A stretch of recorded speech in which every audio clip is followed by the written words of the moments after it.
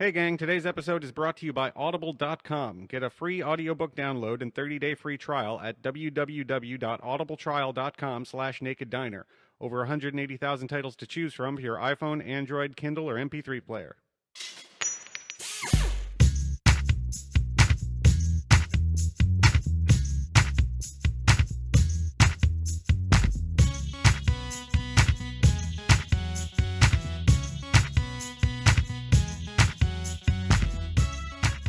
Welcome to another episode of The Naked Diner, everybody. I'm Jack Paterko, and with me, as always, is... Andy Hall. Andy Hall. How you doing, Andy? Good. I'm just going to be talking like this for the entire episode. You're just going to be hammer fucking weird, people's monotone, ears. kind of Bam. craft-worky. No protection. Bam. Just like that. Andy, this week we have comedian Maryellen Hooper.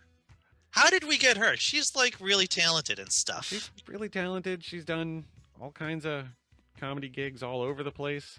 On TV, too. On TV, she's been at Just for Laughs. She's done the Just for Laughs. Yep. The Tonight Show. She's done. And all kinds of good stuff. Yeah. Comedy Central. Yeah. Comedy Central, of course. Yeah. Not the first Comedy Central person we've had on. We've had comedians before who've done big stuff, and Maryland. I'm just going to talk like the penguin. I went hammer fucking people to rare. Well, this is one of those odd instances where we're doing the intro after we've done the interview. We generally do our intros beforehand, but this time, since it was early morning, we weren't quite together enough by the time we were ready to start the call, so we decided to do the intro after, so we'd be awake for it. Awake, indeed. Well, Jack, you being awake, to tell you the truth, I was already caffeinated, but you're on drugs, my friend. That's well, what and you also are. 3 hours behind you, Andy. I mean, it was 7:30 when we started the the call. Do you know what I hear? I hear excuses, sir. That's what I hear. I have to do things. I survive. I have to do things too. It was important that I go out and drink last night because I had to network with the guy who might help me learn about how to do live recording, you see. You know what? I don't know who you do your taxes with. I just did my taxes yesterday, and I have 4 jobs, to tell you the truth, and I have like maybe 5 W-2s, 1099 forms. So I got to explain to my tax person my entire, post-divorce life, basically through my W-2 forms yesterday. But in theory, you could be doing tax deductions there for all these for your poor drinking habits, as long as you're talking business. I networking, guess. as long as yeah. So that was my question to my tax person. It's like, what can I do and not get thrown into jail or get a visit from the IRS, legally speaking? Yeah, that's pretty much always the question. Yeah. So Maryellen, that was a great conversation we had with her. We covered everything in a motherfucking hour. We just hit the fucking bases, Jack. Yeah, totally did. The whole. A lot of interesting stuff about that she has going on. I'm amazed how together she is. She's got, she's got the kids, and she does her comedy, and the husband, and the nice house, and has it all together. And she does, and doesn't seem to be frazzled or at wit's end, which is amazing to me because. At no point in our conversation did I think she's about to go off and knock off a liquor store or something like that. and that's you talk to anyone who is the primary caretaker of the children, who has a job, who has to keep up their life basically, and even the most well-adjusted person, typically you'll get that kind of edge feeling, especially her kids are like 11 and 8 years old, and so there's some lifting going on there. There's a lot of investment of time and energy. Yeah, but she does it gracefully. That's the impression. See, yes, that's the word I was exactly. looking for. Gracefully. That's the right word. Gracefully, and does not look exhausted, which is amazing. Or bitter. Yeah. I didn't get bitter out of that. The whole conversation whatsoever. No, and that's an interesting thing because there's inherent difficulties in being a secular person in a southern state like Florida. Yep. Yeah, a chock full of, it's like the Rocky Road. It's like a Rocky Road episode where we have the nuts, you get the little marshmallow pieces. Well, that's what this episode is. It's got a lot of good bits in it. Yeah, a lot of there's good funny parts, there's informative parts, Yeah, yeah. I learned a fascinating fun fact. Apparently, in Nevada, there's a longer waiting period for a baby than for a gun. Who knew? I was going to mention that, but then I said to myself, it's tough, and being who I am, there's constantly something in the back of my head saying, this is the time for the other person to be funny, Andy. There's no reason. This is not an interview about you. It isn't an interview about you listening to your fucking lame fucking jokes. This is about, actually having a conversation where you're not doing 95% of the talking. Right. Yeah. So, fun interview. I think everybody's going to like it. I think so. And if you don't, there's something fucking wrong with you. That's what it is. You should seek psychiatric help. By the way, gang, if you like the guests that we have and you want to find more stuff from them, you can go to zxh-creative.com/shop, and we have a little curated Amazon store there with all of their stuff available right there in one place. From, any of our guests who have stuff on Amazon, it's all in that list. I know that Maryellen Hooper, who is our guest, of course, she has a comedy album called Stinky Flowers, which is all about being a mom and being funny and not knocking off liquor stores. The liquor store is my part. I'm sure there's nothing about liquor stores in that comedy album, but, a comedic take on motherhood. Woohoo, Amazon shop! You should go check that out, along with all the other cool stuff from all our past guests. Zach Wienersmith's books and Kamel's CD and Katie's CD and Brian Gordon. Brian Gordon from Foul Language. He has a new book out. That's right. An illustrated funny duck book out. Yeah, you should check that out. And Nathan's got 6 books or something. That guy's like a mill of smart funny. Indeed. So yeah, zxh-creative.com/shop. Go check that out. Well, don't do it now because you're going to listen to Maryellen's episode, but do it immediately afterwards. You can do both. Browser tabs are a thing. Oh man, I can't do more than one thing at a time competently. I can't even do one thing at a time competently. So why would I do 2 times? For normal people, though, you could do both. You're right. It's because you're not one of those millennials. I am far beyond that, my friend. You could put 2 millennials, maybe, add them together, and chronologically speaking, I think I'm in that ballpark. Yeah. All right, Maryellen Hooper, ready? Maryellen Hooper. Let's do this.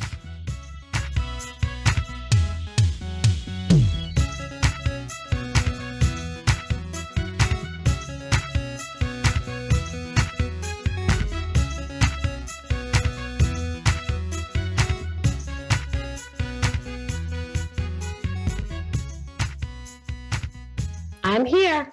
Okay. Except. Yay! Technology. Hey, there you are. Here I am. I'm the one waving. Jack's the antisocial one. Oh, I don't know. No, he's the other way. We already way. talked. We you did. already talked. Oh, okay. Well, there you go. Maryellen Hooper, it's great to have you. You too, pal. Look at that. That's what you look like. This is. I know it's sad. Moving. Right, I'm moving. Usually, you might see some of my memes where I just have the classic disgruntled look. This is more of an early morning, barely caffeinated. I'm hinging. I'm on that. I'm walking that edge about being sick because my kids, they've had that flu thing. Yes. And I'm just showing symptoms. But I hope you feel better. So yeah, I'm shooing everybody. I'm shooing. Go away, Nate. Go in the other room. I'm shooing people. You know how it is with kids. I have dogs in my lap. I have whatever. Everything's going on. Come here. All right, good. So welcome to my library. I've always wanted one. Look, I have a ladder and everything. How cool is that? Fancy. I was is totally it one of those rolly ladders? It is. I had a coupon. Yeah, it wasn't one of those IKEA bookcases that you had to put together. No, World Market. You still have to put it together. Oh, do you? Yeah. Yeah.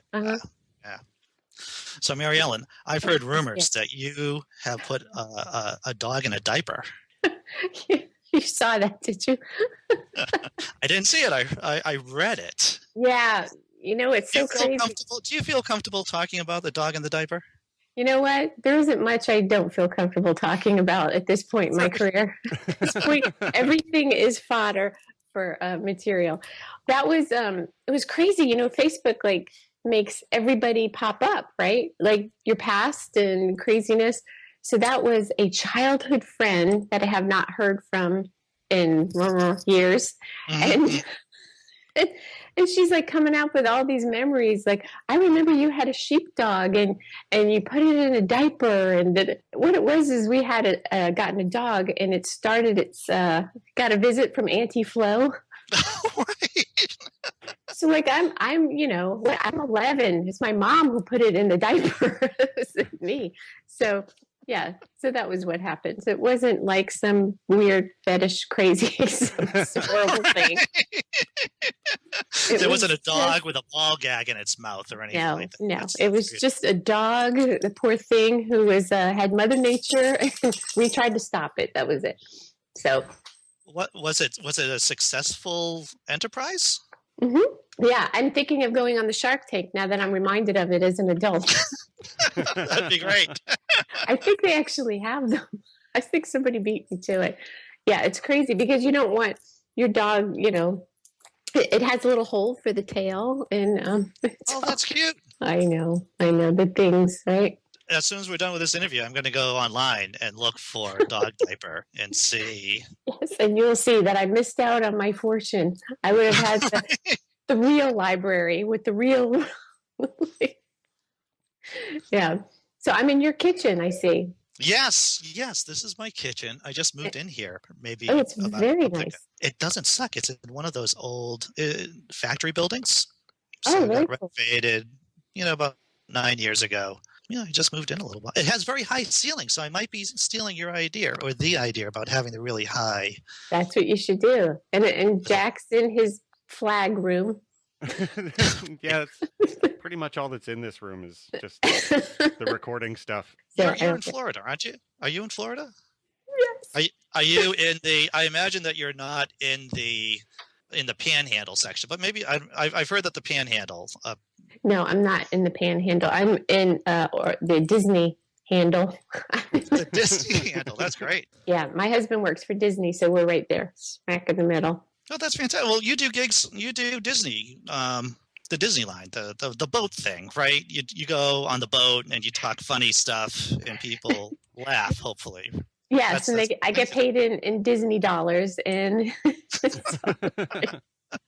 it's funny because out in the real world, not the bubble of Disney, I'm considered one of the cleanest acts working, and but now for Disney, I'm edgy.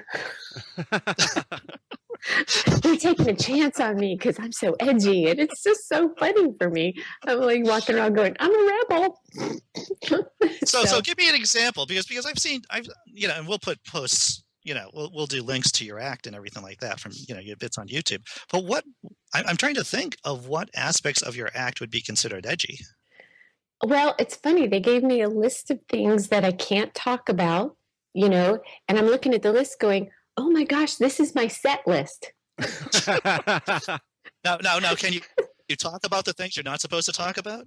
I do. I get away with it. And what I think is that it's just a protection for them so that if somebody complains that they can say, look, we gave her this note and she's just, we can't handle, we don't know what she's going to do. I think it was written by Disney Legal, Oh, just like a little nervous guy with ears on. And he sits in an office going, So, you're not supposed to acknowledge people when they come in late. Like what comic doesn't do that? You're not supposed to mention ethnicity, not supposed to mention the clothes they wear. You can't talk to people. You can't touch people. You can't breathe. So you can't do any crowd work at all? Well, I do. Oh, okay.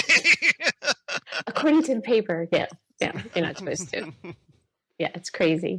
You're not supposed to. We'll talk about bodily functions. You're not supposed to talk about politics. You're not supposed to talk about religion. You're not.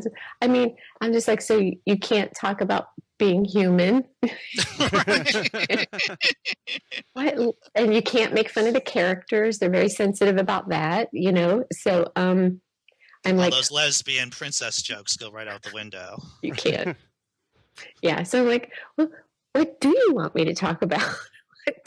See, that's why they usually have juggling acts and ventriloquists and magicians and, because that's safe. But even they get in trouble. They get in trouble too because, they're touching people here.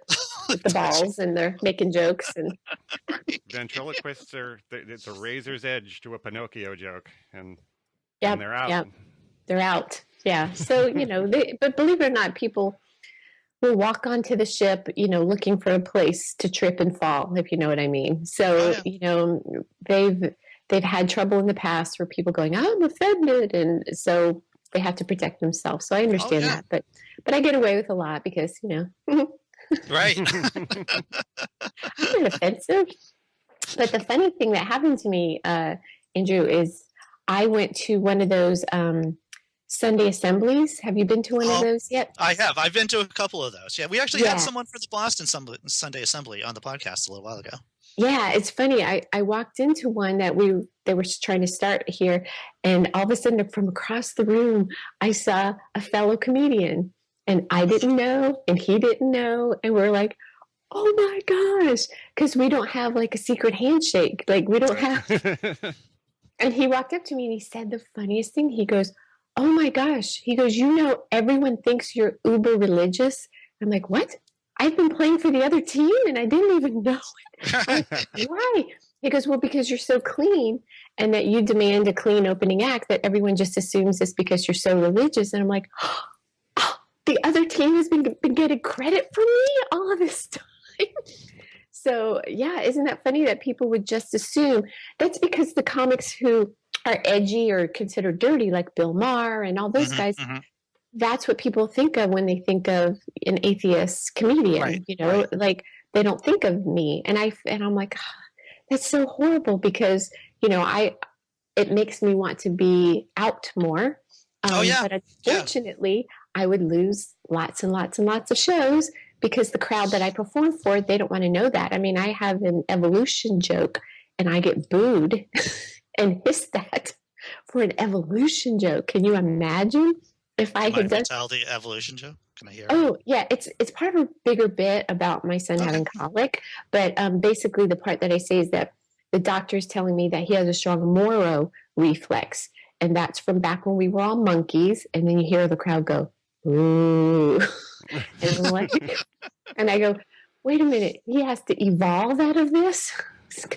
Back when we were all monkeys, you're hanging onto your mama monkey and you're safe and happy. But then when you put the baby down, they don't feel anything. They think they're falling out of a tree.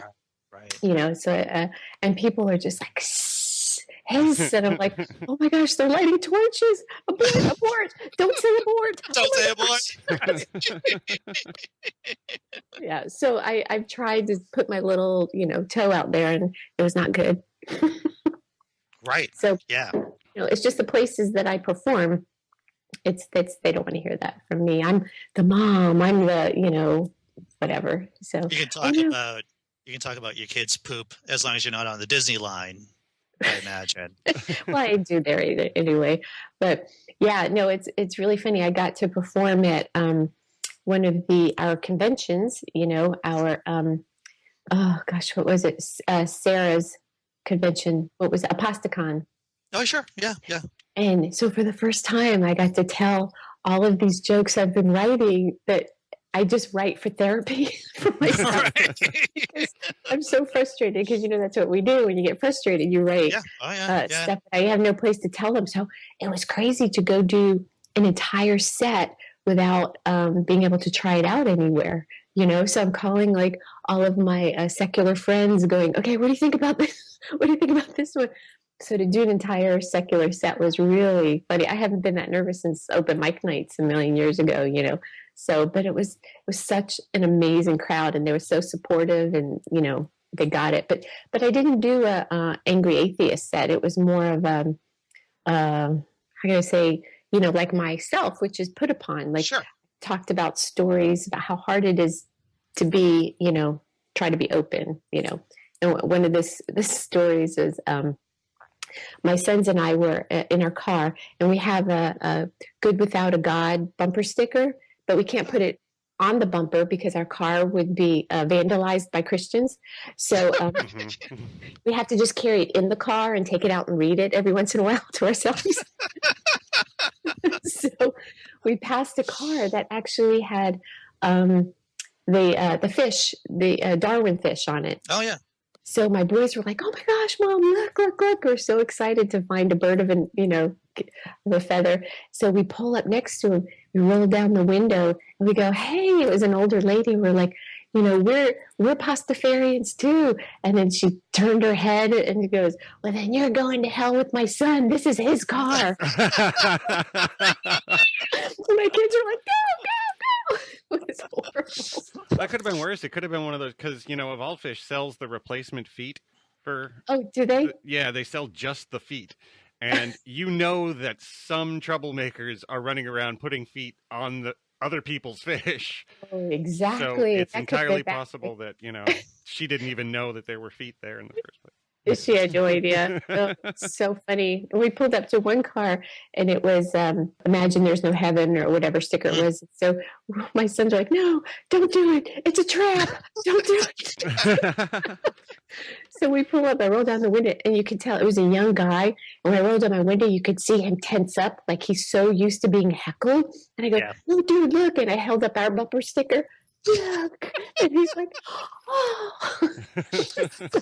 I totally agree with you. Is that there should be a gang, and I wrote something on the blog a long time ago about how atheists should have a gang sign. That there should just be a sign that you could just do record. You could just because I would have conversations with people, and you kind of like try to ease into the ideas, like, hey, atheist, no, right?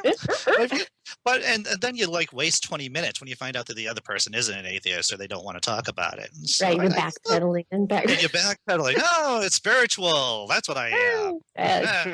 Well, it's funny. That's part of the jokes I was telling that in the gay community, which we kind of feel like we are at this point because we're in the closet and the analogies are made. But they on the ships, and they have their secret code, which is Friends of Dorothy.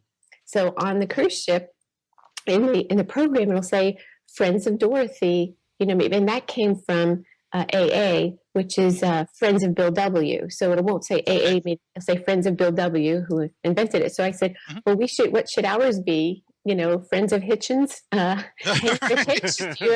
or whatever, or more, Friends with Madeline O'Hare, or I said, that's a little too obscure for some of our newer, younger atheists, but... But Friends of Christopher wouldn't be so bad, though. Yeah, or but that's Friends kind of Christ-like, though. But yeah, so that's what we need. Some kind of a new little, what do you call it, campaign. We'll get David Silverman on that. Yeah, Friends with Silverman. There you go. Yeah. So when you're doing the Disney Cruise Lines, how many shows do you have to do a day? I don't do one every day. Usually what they do is the acts will ride for half of the cruise. Okay. I do just adult shows. So I'll do 2 different adult shows on different nights, and then we hop off in the middle, and then the 2 other acts will come on. So now they've got 4 acts, but they only have to have 2 rooms, for the 4 acts. So it works out that way, So it's just nice for us because you do a couple shows. It's nice when you don't have to do a show until the end of the week, because then you have your anonymity. So you can walk around the ship and people are just writing sad stories about you because they see you alone.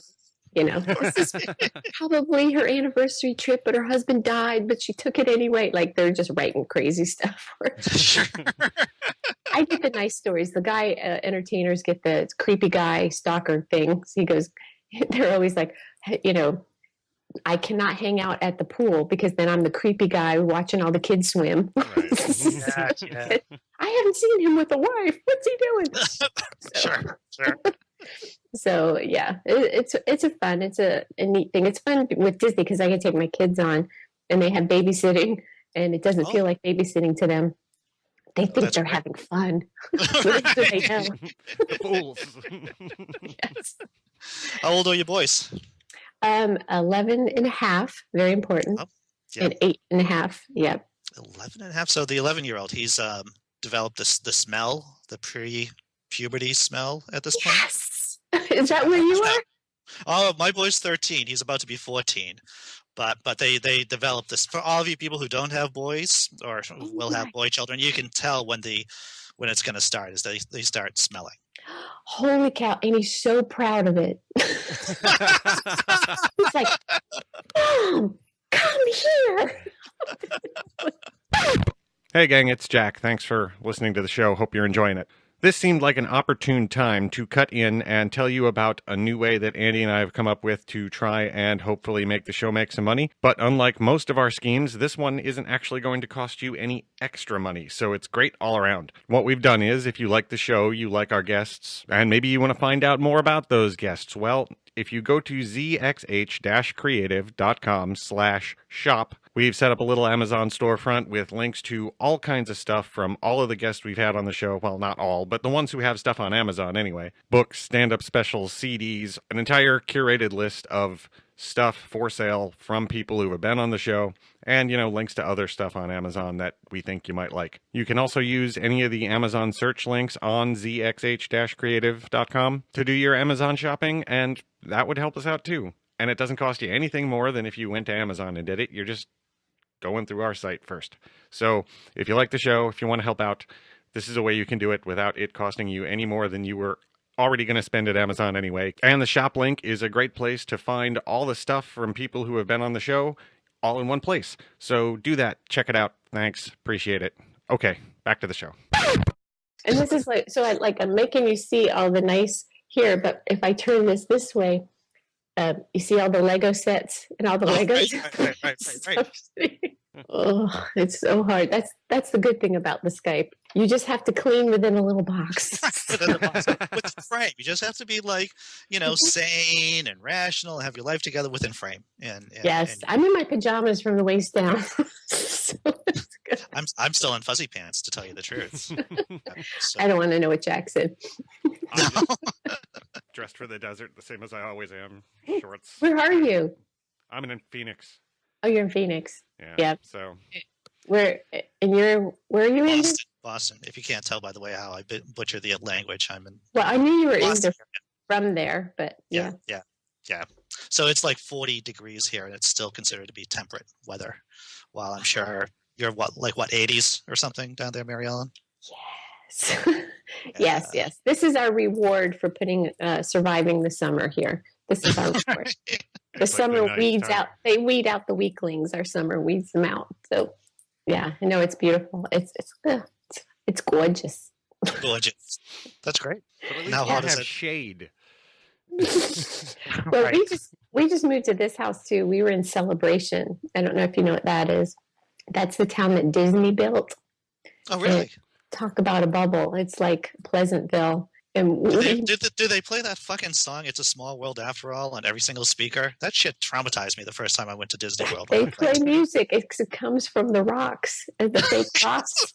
And it's crazy because we bought our house there. We came from LA, and That's a big change. That's a big change from LA.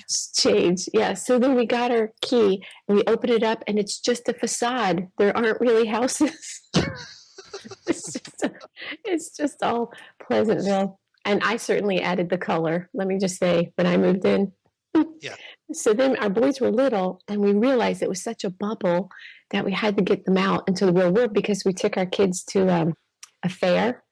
Mm-hmm. We got out of the car, and my sons are looking around. They're like, why is there trash on the ground? Because we left the bubble. He's trying to pick it up.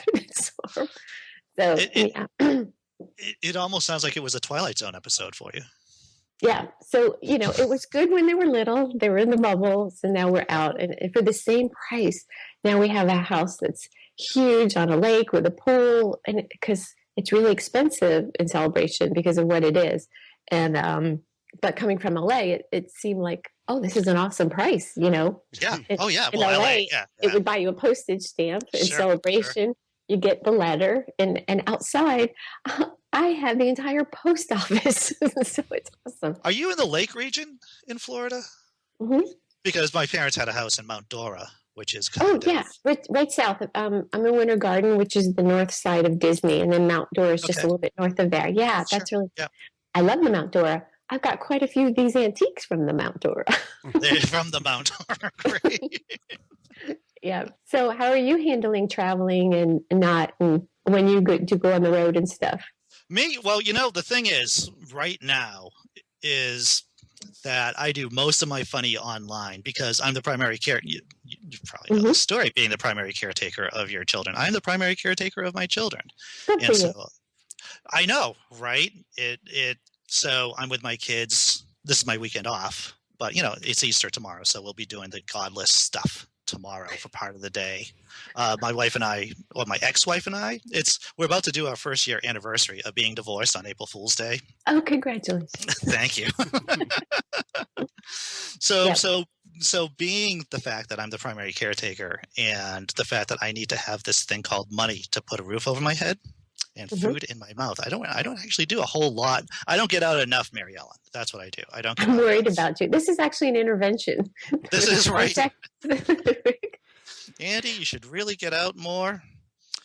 Well, and I'm glad that the blog worked out for you then, because it was too much for me. For all of those of you who aren't aware of the backstory, we'll go through the backstory for a second, is that, of course, I do the blog on Pathos, Laughing in Disbelief, and Maryellen was originally slated to do it, and she wisely thought, hey, I have a life, and I have things to do. And it does and it does. It's I'd been blogging for years before that, and so I was aware of how much effort it actually takes to crank out material in print, because in print there's things like grammar and spelling, and it's different from just riffing on things on stage. I mean, and it takes a lot, and I'm not demeaning this. It takes a lot of effort to get the words right, to get the tempo right on stage, but no one's going to notice where you put a fucking comma, Right. And you're not going to have people writing you comments that last forever on the blog saying, Andy, you didn't capitalize the B in Brussels sprouts, and so you suck big fucking fat balls. So eloquent.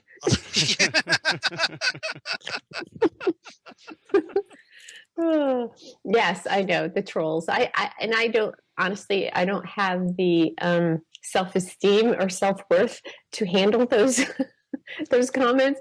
Life is too short, and I applaud you for being able to do that. I didn't want to open myself up to that. So, well, it's tough. There's no doubt about it. But that's one of the themes of the podcast, actually, is how do you deal with internet hate? And the one consistent message from many guests and from Jack and my own, our own experience, is that you just ignore it for all intents and purposes, and you can't give it any power over you ultimately. So, well, I've had like one joke in my entire career that I actually got 2 letters, and it tore me apart. And it was from Canada. I did a show in Canada, a TV show in Canada, and it was a kind of a joke. It was a joke about shaken baby syndrome and how there's a line. You don't cross the line, but boy, you step up to the line occasionally. And and it was just acknowledging, how hard it is to be a parent. But of course, some people don't listen to the entire joke, and they just hear the word shaken, baby, and they're just, how can you make a joke about that? And that's not, you cannot make a joke about that. And blah blah blah, and just too. And I was like lost sleep, and I took the joke out of my act, and I did, and I'm a kinder. I just want everybody to like me. Well, it's interesting too. Is the fact and you know this because you've seen a whole bunch of different comics. Is that there seems to be people who in high school were class clowns, and that's how they entered comedy. Mm-hmm. There are other people who are more, and you were like the theater person, right? You did your theater work, and so you were a person who was there to perform. Mm-hmm. I'm the class comedian. Class comedian is way different from class clown. Class comedian knows when it's appropriate, will actually make the teacher laugh and never get in trouble for it. The class clown doesn't care, doesn't have the edit button, is always in trouble. That's the analogy that I make. Do you see the difference? Yeah, totally. I get that.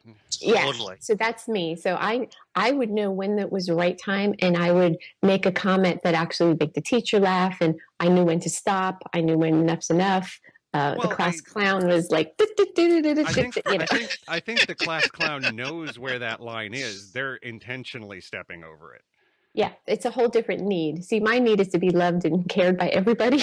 Right, and I need, theirs sweet. is to That's I need sweet. theaters rebel against authority. of And people to love and adore me. Yes, but the class clown has an axe to grind. Has is a rebel. Is fighting the system. yeah, Right, exactly. right. Yeah. So Right. that's the difference, I think. Sure.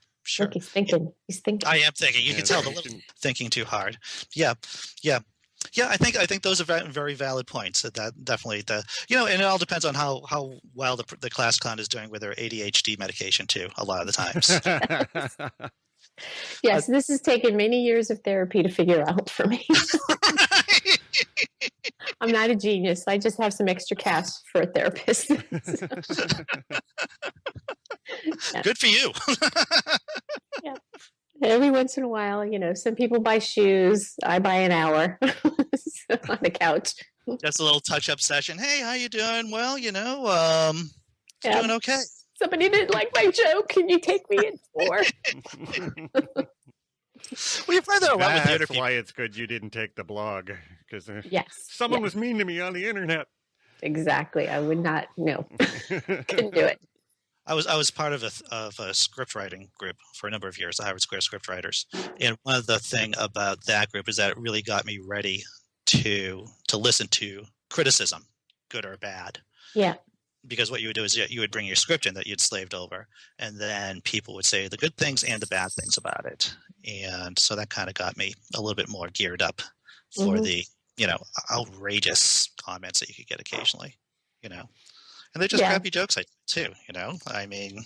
Yeah, I started to read some of the submissions that were coming in for that Beyond Belief, and I was like pulling the ripcord. I called Dale. I can't breathe. I have to go. I can't breathe. Right. Yeah. So Well, you know thank what? Sure. What's great about the podcast is that I found that a lot more people are willing to come and talk than they are to put pen to paper. Because once again, there's obvious there are reasons for that. It's the internet hate. It just takes more effort to write than just to sit down and talk. And so that's what the podcast has done. Really, is just getting a lot more funny people to express themselves. Well, and it helps that podcast. Recording a podcast is a lot less effort than writing stuff down or doing an interview. Yeah. Sure. So, Maryellen, how do you deal with the kids home, the fucking ladder with the and doing everything? How do you do it all? I mean, because I get the impression, even with the Legos off to the side screen, that you seem very well put together. And should I use that word? That word, balanced. Balance, yeah. The mom, the career, the nice house, the fact that you're not, that you're smart enough and wise enough to have the little bumper sticker in your car. I mean, how does that system work? I like to think that I find that comics in general look at things a lot differently and are more empathetic and more. I don't think it's a coincidence that so many comedians are atheists. I think it's because we're not given the box, and we don't just put everything in the box. We turn it upside down and we look at it and we're, why do we have to put stuff in a box? Why is this? And so we question everything. So I'm able to look 2 steps ahead. So I can see, okay, if I put this bumper sticker on my car, okay, this is going to happen, this could happen, this could happen, this could happen. I don't want to end up on the news or the hospital. I don't want to be my kids not to be able to play with all of the new neighbors. It's bad enough I have a Bernie Sanders sticker on my car. And people are like going, really? So I have enough foresight to see that if that's causing, tension and comments and snide remarks and passive aggressiveness, I know what's going to happen with the other. So I think that I just have the ability to look 2 steps ahead or at all the angles or what could happen. I don't know if I'm answering your question, but it takes a lot of communication, like with my husband, at his job, when I got to go out for a week, if I have to go work on the ship, how are we going to handle it? So you don't just throw it to the other person. Like I make sure that I have all the daycare and all the child care and all this stuff in place, before I leave. I make sure, so you got to be 50-50, but then it could just be because I'm codependent and I don't want him to be mad at me. So I make sure everything's good. It's funny because I talk to, being the primary caretaker of my children, it's funny when I talk to other people who are primary caretakers of their children, which happen to be women most of the time, and they will say things like, "Oh, my husband is babysitting the kids this weekend," or my see, there you go, you got the look, you got the smile there. Yes. You are not babysitting, you're parenting. It's not called babysitting, it's called being a parent. Yes, it drives me crazy. It drives me crazy too. It just drives me crazy.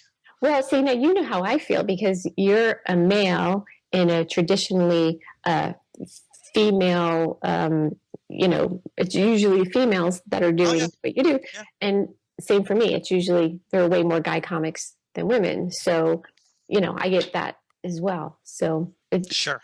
Yeah. So we have that too. How did you navigate those nasty open mics, which you had to have done? I mean, because those things are like pits of STDs and poor behavior and all kinds of crazy stuff. How did you? I've actually been carried to a cab, put in the cab, and the bouncer going, "Go, go, go!" The mob is coming out the door. So what happened? Maybe 5 or 10 minutes before that.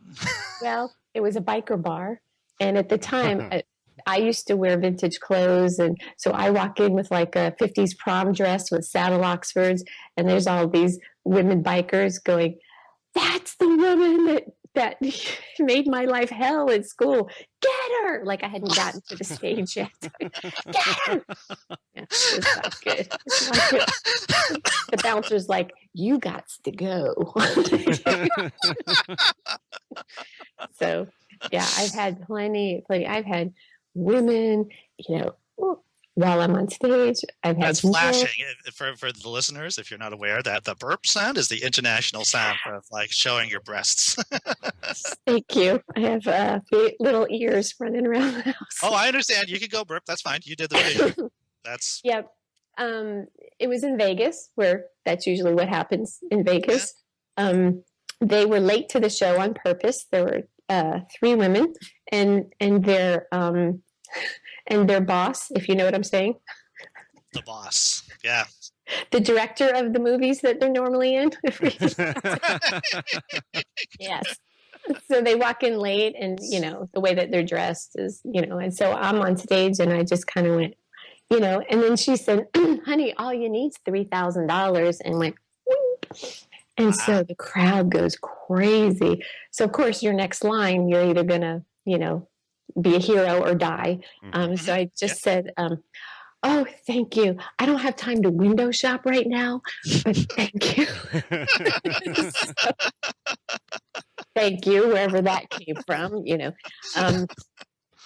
And then there was a male who, this was in Montana, which is where that usually happens. Sure. I was on stage, and I was only just started talking, and he pulls down his pants and starts going, "Get over here. I'm going to teach you a lesson. I'm sick of you women telling us men da, da, da, da, da." And I'm looking at the bouncer who's standing on the side of the stage, who's just laughing, going, "Exactly what do you have to do to get thrown out of this club?" That's not it. Because that's so scary. So I asked for an escort to my car then too. Yeah. And, and then a lot of it too was sharing condos, comedy condos in the beginning, where a club will buy a condo and just throw everybody in it. So, here I am with, 2 other strange guys I've never met, and I'm living in a condo, and, the whole time, the whole week, they're hitting on everything, waitress, whatever. And then they get back to the condo and go, "Hey, wait, you have girl parts." I'm like, no, don't travel with them. Leave them at home. Nope. I left them on the shelf. Nope.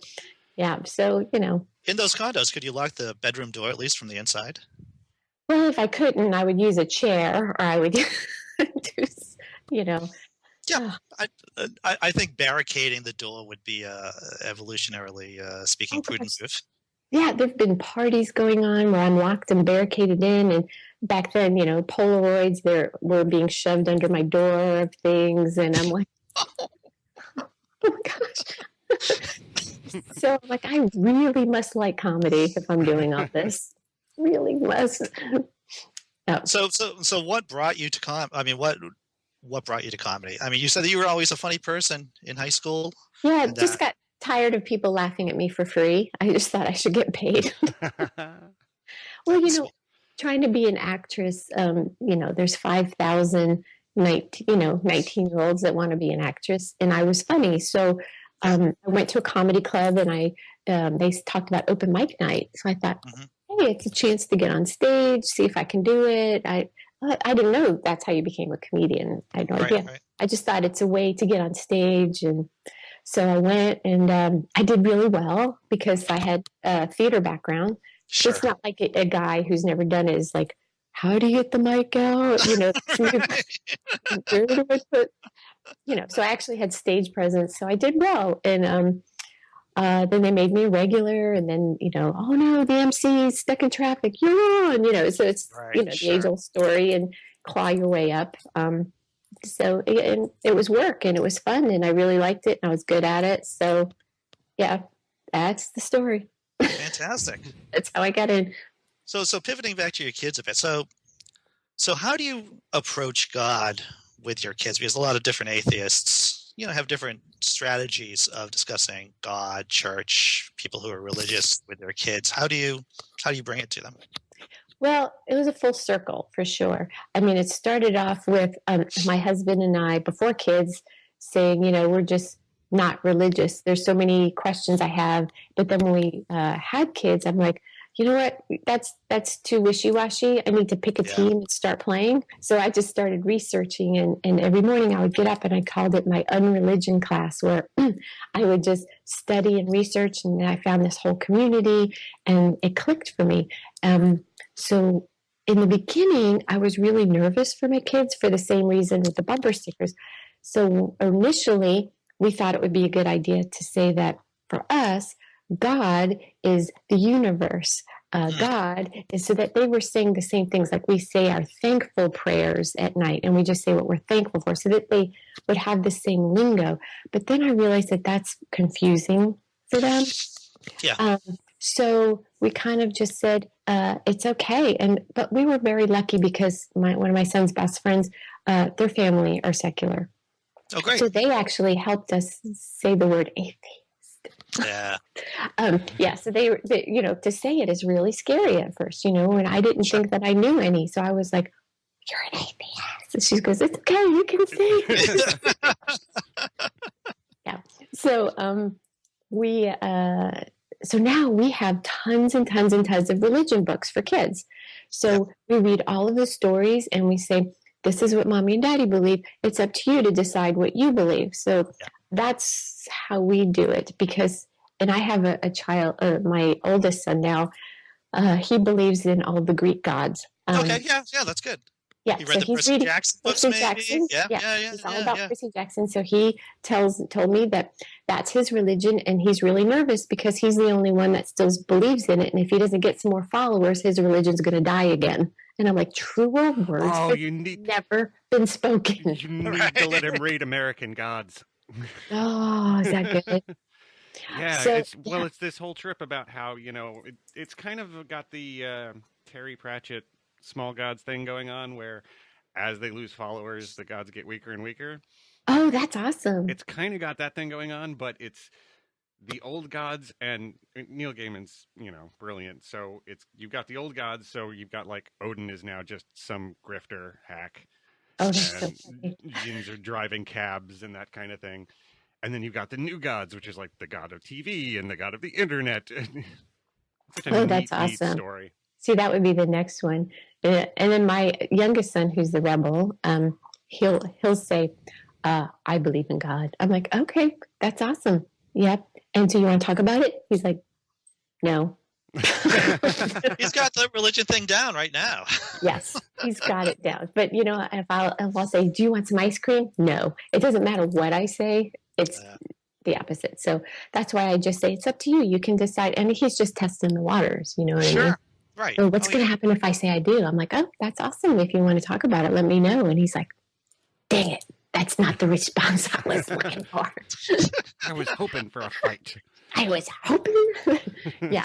So that's what we do with them. And it's crazy how they know more about religions than most the religious people do, which is the case pretty much for most atheists. Yeah. True enough. There's a huge study out a couple of years ago that says that. Yeah. They had that competition. Did you see that video at a university where they had the religious students against the secular students?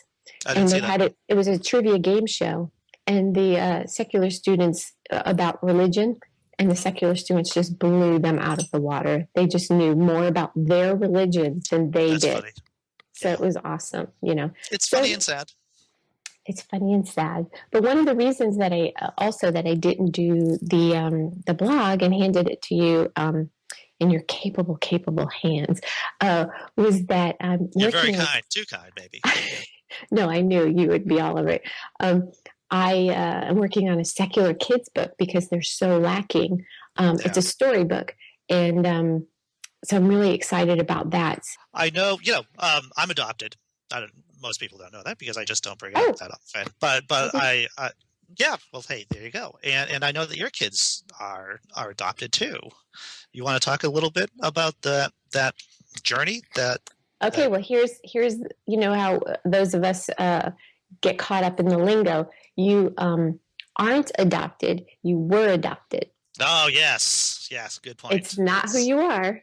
It's something that happened. Yeah, so we say that. Yeah, that was me not wanting stretch marks. No.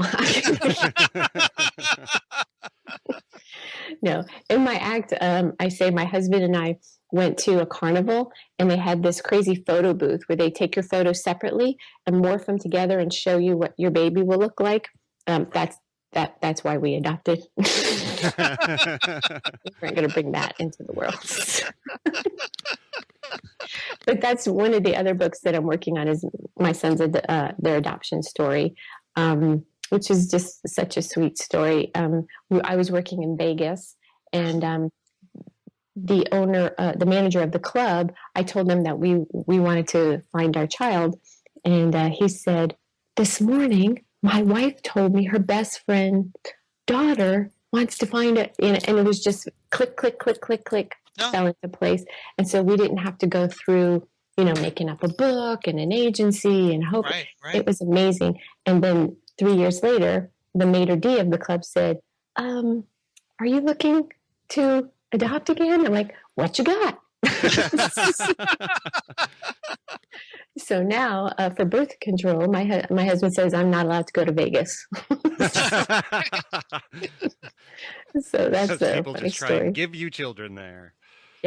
Yeah. So ours are amazing. Our children found us. So yeah, that's a good story. Awesome. And what about you?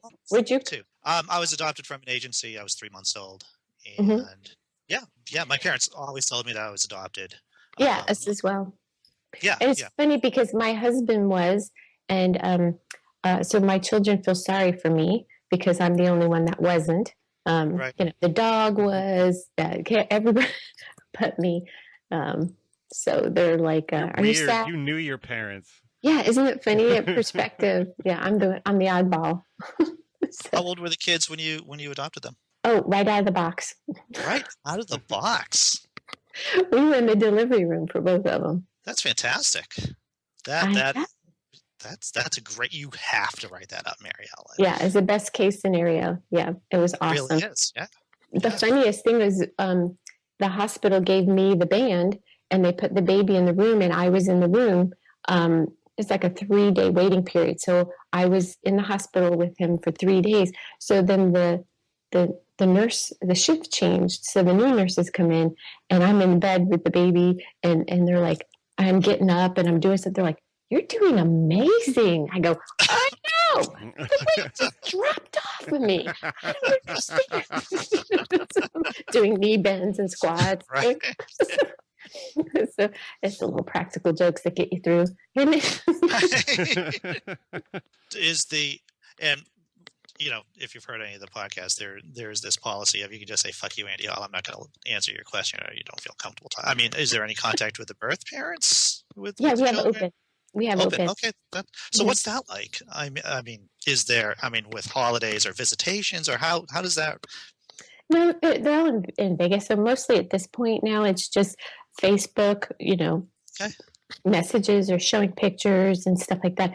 So because it's really funny, I got the idea that this would be healthy for them from religion, which is interesting because things seem normal to you when you're proselytized to from birth. So if you're told that there's a man in the sky and that, there are people with wings and that you believe it because you've been told it and it's just part of who you are and part of what it is. So I knew that telling them their story from day one, it's just normal. There's nothing weird about it. It's who they are. So knowing these people and who they are, there's never the questions. It's never the fantasy of, when I put them in a timeout, or whatever. Right. Because they know, and it's this, they don't have to make up stuff, Sure. So that's part of the reason why I just think, and the other thing is there can never be enough people who love your children. There can never be too many. So and as long as it's a healthy situation, I mean, I do know that there's plenty of situations where it would not be healthy to do that.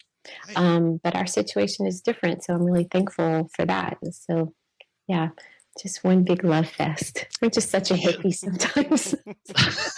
Sometimes I make myself sick. But you're hippie, but it looks like you bathe regularly. So that's That's because it's all smokes and mirrors. Okay. No, you should really write a book about that, about threading the needle, because that's what you've done. You've been able to, have a healthy relationship with your kids and their birth parents. It sounds like you have the career, you have the fucking, the bookshelves with the ladder and everything like that. I mean, that's very inspiring, to tell you the truth. I have one little section that's all of my secular books. Oh, really? Yeah. And then I have stuff in front of it when people come over. I'll just move something. Have your kids gotten any blowback for the way that they don't go to church? That's kind of started too. One of the kids told my son, I guess a bunch of them were Catholic and they were going through their confirmation. So that's all they wanted to talk about. Right. So they said, well, Nate, what church do you go to? And he's like, well, I don't go to church. Why not? Well, we don't believe in God. Well, then the devil's going to drag you into the ground and burn your skin off. And I told my son, well, what did you say? He said, well, that's not likely because I don't believe in him either. Victory dance, victory. Yeah. So I was so proud. Yeah, that was before Thor. Now, Right. Now we're trying to save up to go to Greece so he can see the place where Thor struck the Parthenon with the lightning bolt. Oh, that's Zeus. What did I say? Oh, Thor. I mean, Zeus. Yeah. Yes. That's an interesting thing because I keep wanting to run into an Odinist at some point to discuss the implications of Norse mythology basically being co-opted and owned by Disney now. because Thor's a Marvel character, so it's all tied into Disney properties at this point. Yep. And that's got to be weird for them. It's got to be licensing issues. It's the mouse has control.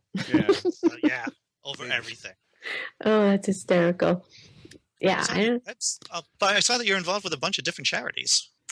Yeah. Oh my gosh. Well, the one big one is Noah's Light Foundation, and that's near and dear to our heart because Noah, who is named after, was my son's best friend, and he passed from medulloblastoma, which is a brain tumor that he got when he was Wow. 6, and fought for 3 years.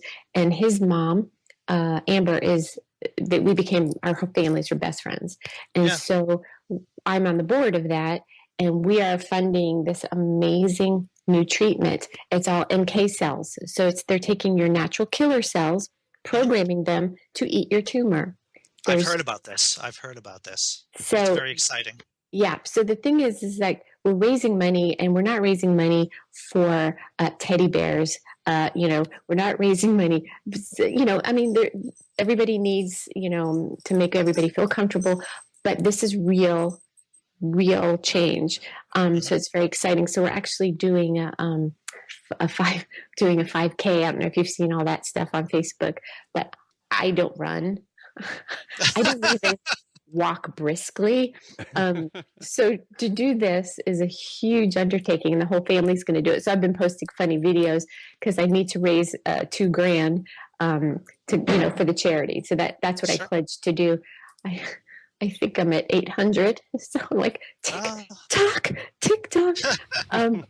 So I kind of want to, so I think what I'm going to do is start a $5 campaign, $1 a K. People are embarrassed to only pledge $5. They think that they have to do $20 or $50 or 100, So I'm all about just every dollar counts. And it really does. Yeah. So it's actually a Run Disney event. That's how we raise a lot of our money, because people buy their spots in the race from us, and then they raise money for us. So it's an amazing thing. It's how we stay afloat. So there's like 6 kids are in the trial right now. Wow. And the saddest thing is that Noah was supposed to be the first one for the trial. Really? Yeah. And the FDA just kept dragging their feet. So he didn't live long enough. But you know what? The fight continues, and it makes it a little more easier if his death was the catalyst for all of this to happen. It's crazy that nothing new has happened in kids' cancer in 30 years. Sure. It's the same thing over and over again. So hopefully it'll work. So you know what I always say is you have to use your powers for good. And, my power is funny, so you have to give back. That's why I love the Beyond Belief charity, because it gives secular people a place to, give their money and to help. And because everything is always labeled with Christian charities and, this and that. And we're raising money to give the starving people Bibles. Yeah. Okay. Hey, thanks so much. So at least, what I always say, I think I even say it on the Noah's Light Foundation blog is, you got to get off your knees and you got to do something. Praying is only for you. It only makes you feel good. It doesn't do anything. It's not helping anybody. It's giving you the illusion that you're doing something, but you're not. True enough. Get up! Go and do something. Put $5 on my page. So we've been doing this conversation for about an hour. Is there a question that you're burning to be asked, that you really want to be asked, or something that you really want to say? And we'll give you a chance to plug stuff, of course, at the end of it. But is there anything that you're saying to yourself, man, because what I'm afraid of when we do these podcasts is that we finish the podcast and the guest walks away going, I wish they asked me this question. Well, for years it was being asked to the prom, but that's past. Really wanted to be asked. No, you're, again, being interviewed by a fellow comic, you have foresight and you ask all the right questions. It's so different from a newscaster who's just used to reading their thoughts given to them. Your questions are very thoughtful in what I would ask myself. So, yay. And this is the thing you that's have to watch those compliments with Andy. Andy does not take compliments well. Why? Because he's a comic and he's needy, like me. That's why he doesn't believe his own he'll take the compliment, but when he goes to internalize it, it rubs against him weird, and then he It's all. You know That's what? all the birds say. Well, I'm gonna it's start that you whole it's that whole he waits for the other shoe to drop thing. We've been over I this know it. when the podcast started going well, and he's just like, I don't know if I can handle success. It's not a thing. Well, And I'm even gonna the margin of start. success. I'm gonna start a GoFundMe page for a therapist for you. So you could just say, "Thank you." It took Well, me a right, long you know, time. that's the word. You know, I should have a little prompt, like a little sticky note that just says, Thank you. "Thank you, say, Andy. This is what you say. Thank you." Thank you. Yes. Don't contradict my compliment. Don't Right, argue with me. Don't. Thank you. right. Yes. Just say thank No, you. you did. You asked all the questions that I would have wanted. I got to talk about my charity. I got to talk about my kids, talk about the secular, talk about comedy. Dude, you're it. Why do you think I pass a baton to you? Why do Oh, you think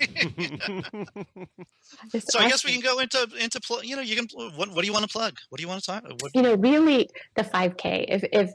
If everybody could go onto my Facebook page, the little link is there, and just donate $5, it would help so much. When is the 5K occurring? April 15th. Like tax day's not bad enough. Right. Yeah, tax day. So it's the 15th. So it's a couple weeks. Yes. Sure. And I've yet to run anywhere. Well, you know, the thing about a 5K is they convert to metric to make it seem longer. It's only like Yeah. 3 miles. And you can walk 3 miles in a half an hour, no problem. It's not that big of a deal. Spoken like somebody who doesn't know me. You can walk 3 miles in an hour comfortably. Mhm. See, Jack's like Yeah. fit and stuff, and Are I you know fit the and stuff? average one. Jack is. Me, I try. You can do 3 miles. The average person walks 3 miles in an hour, I believe. I know it's Yeah. a mental thing, but I've always had this thing because I've been told that I run funny. I run like Phoebe on Friends. Oh, right, yeah. I have a low center of gravity, so I don't lift. So I kind of just run like this. That's really funny. There's a lot of like action underneath the speed knees. walking.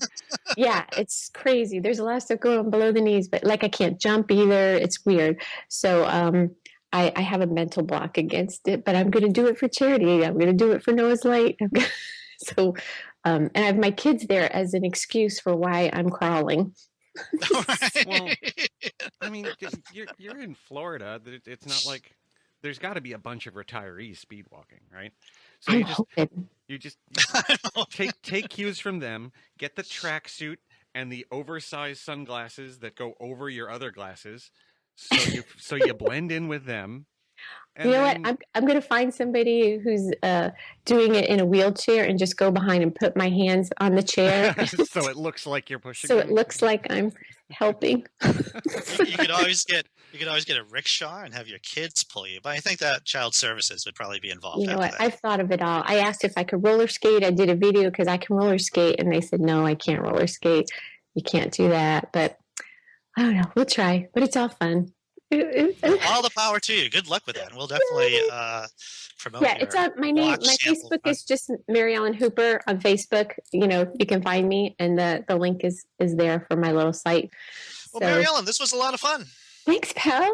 Yeah. Had a great time chatting with you, and you know, you have an open invitation to come on anytime you want to. When you have, especially when you get those books off the ground. Yeah, that'll be fun. Yeah, I'll definitely need your opinion, being an adopted person, having been adopted yourself. So. Yep. I am. And being secular. See, you're going to have to read all of them. You're my proof guy. Yeah, sure. Thank you. Okay. Thank you. Bye. Thanks. Bye.